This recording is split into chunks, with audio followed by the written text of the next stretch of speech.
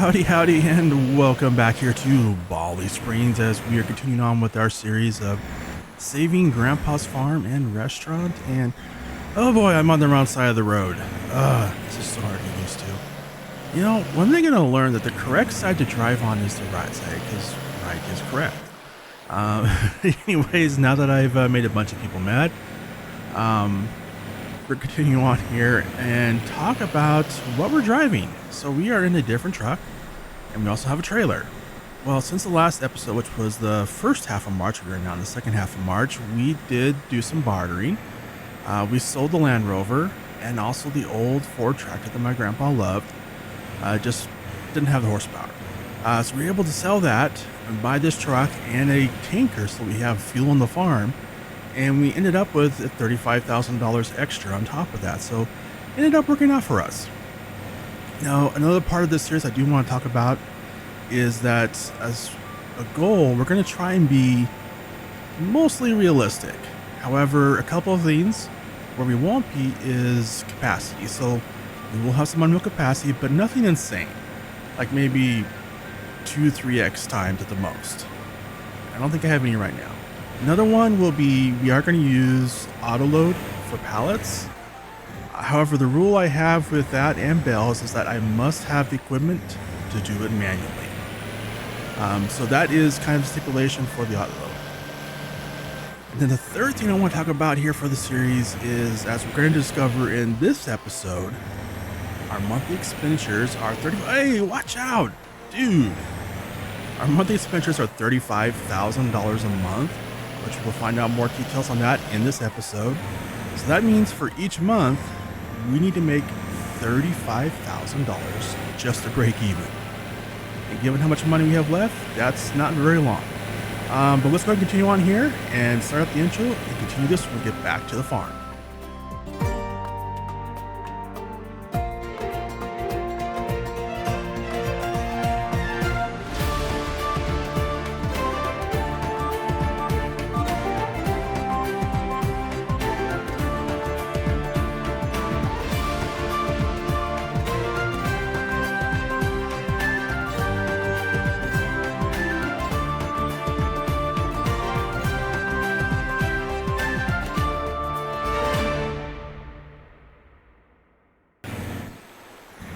Alright, we are back here at the farm, got the tanker all parked there, so we have fuel on the farm now and we can refuel our equipment.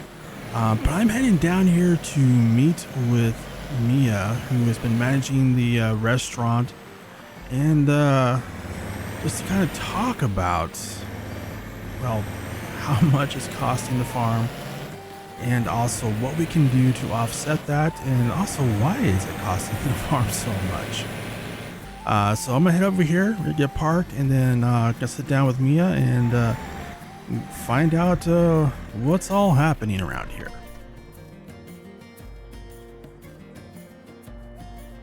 Hey there, Mia, good to see you again. It's been a few years, but Justin said I should talk to you because you are managing the restaurant and you know all about the expenses and what I can do to help cut those down. Oh yeah, it's been a few years. Used to come out here every summer. But I am glad to hear that you're taking over the farm, and I am sorry. You have my condolences for grandparents. I'd love working with them, and definitely miss them. Thank you, and I appreciate it. I'm in the same boat. I totally miss them too. But let's talk about the restaurant here, and my understanding is there's quite a bit of cost, and we're losing a lot of money right now. That's correct. So the way that's set up for both the brewery and specifically the restaurant is the restaurant is kind of a separate entity that I manage for the farm, for your family. And basically, we have our monthly expenditures, which right now is $10,000 more than what we're making in profits. And a big part of that is that the farm used to supply all of our food for the most part, which it is no longer doing. So we're having to buy all the food that we normally used to get from the farm. In addition to that, We used to get a lot of our, pretty much all of our alcohol from the brewery here. And with it being shut down, we're having to buy all of that. So that is why we have that $10,000 monthly cost right now being expensed to the farm. So what you're saying is I needed to get you fruits, vegetables, get the brewery up and running, and anything else I can get you as far as food to offset that cost and reduce it. Yes, yeah, fruits and vegetables will have a huge impact on that, but your biggest item, it's going to be the brewery.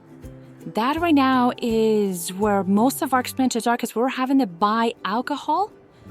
And we also have to import some too because of the brands that your grandparents wanted us to keep. Now, in addition to that, you should also be aware that the brewery, because it is shut down, you're still paying $10,000 a month and just keeping the employees paid while it's shut down. So that's a month expense that the farm has as well. So the sooner you get up and running, the sooner you can start offsetting that. So between the restaurant and the brewery, you're paying out $20,000 a month right now. So any way you can find to start offsetting that quickly is going to be huge and making us profitable again. Oh, wow. I did not realize it was that much. So that's $20,000 a month that I'm paying out. Oh my. This puts my financial situation in a much worse position than I thought. Well, I'm gonna have to think about this and figure out what to do. Because I know that this was their dream, was having this this restaurant here on the farm and the brewery, and just growing everything here on the farm to serve in the restaurant. So we got to find a way to make it work. But yeah, so well, I guess thanks for the bad news, but it's also, now that I understand it, now I can start making some plans. But good talking with you, Mia. I need to go figure this out, and we'll try to figure something out here, and I'll let you know once I have a plan figured out. All right, Rambo. Well, it was good to talk to you again. And if you need someone to talk to or need someone to bounce ideas off of, just let me know. I am here to help you in any way I can. All right. Thanks again, Mia, and I will talk to you later. Well, that was a lot worse than I thought it'd go, actually. I didn't realize it was $20,000 a month. That is just outrageous. 'Cause, I mean, between that and the loan, we're doing $35,000 a month, and that's a lot of money. We're going to be broke here in a few months at that rate. What's that about this field? So my grandparents had corn in here, which is unusual, especially for Ireland, because, well, corn's not growing here. But I think it was part touristy, but also because I know on my dad's farm back in the States, it was pretty much all corn. But also we did feed corn, we did ethanol corn, and all kinds of different types of corn. So there's that. I think he was using it for one, to kind of draw people to the restaurant, touristy and all that. But also I think it was primarily used for making silage for the animals. But we don't have that many cows, so not really needed. So the plan is, after talking with William over at the brewery, is he says we need starch, which we can get from potatoes. We can also use potatoes at the restaurant. So in the cornfield, we're going to put potatoes. The other two crops he says he needs at the brewery is going to be wheat and barley. So on the two larger fields, we're going to do wheat and barley. And in that third small field, we will do a different type of crop. Not sure which type of crop we'll do, but it will be one we can probably just sell for profit. Given that the wheat and the barley are going to be pretty much going all to the brewery, along with the potatoes, we'll be going all to the brewery and to the restaurant, and then sell the rest, I guess. But we're heading back up to the farm here because, well, we're in the last half of March here, and we need to start doing some planting. See, well, actually, before we get in the tractor, let's head over to the greenhouse here because something Mia said was fruit and vegetables. If we can provide those, that will help curtail that cost. So, let's plant. So we have water, we have fertilizer, we have compost. So let's plant tomatoes and lettuce. And you know what? This will give me an idea. I should look into getting a couple more greenhouses if it's not too expensive. That way we can expand and grow even more vegetables and hopefully help curtail the well now it's 35,000 a month because 10,000 from the restaurant, 10,000 from the brewery, plus 15,000 from our loan. So that's 35,000 a month. So 2 months of that's 140,000. So we're see here, 35. So 4 months. We're 5 months away from being broke. Oh boy. Let's look at the crop calendar here. So wheat and barley are this month. Potatoes we have March, April, May. So we'll do the potatoes after the wheat and barley. Because if we have to, we can do the potatoes in April. No biggie there. For the other field, though, let me see. We could do oats.